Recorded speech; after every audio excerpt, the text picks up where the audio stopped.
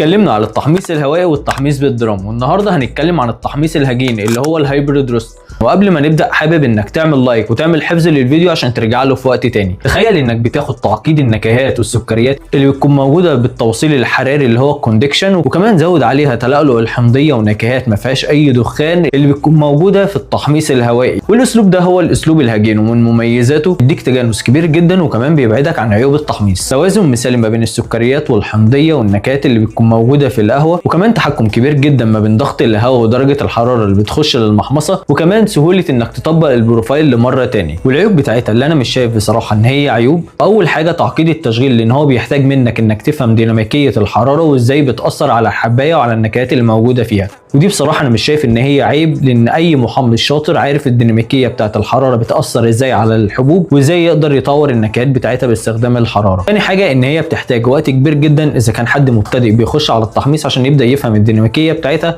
ويعرف يشتغل عليها. وثالث حاجه دي بصراحه اللي انا شايف ان هي عيب كبير جدا فيها، ان سعر التكلفه بتاعه المحمصه بتكون كبيره جدا، وسعر التحميص لباتش واحد بيساوي 3 باتش من المحمص الثانيه. وزي ما قلنا في الفيديوهات اللي فاتت بتاعه اسلوب التحميص ان المحمص الشاطر هيقدر يطلع لك احسن النكهات من اي محمصه هيشتغل عليها.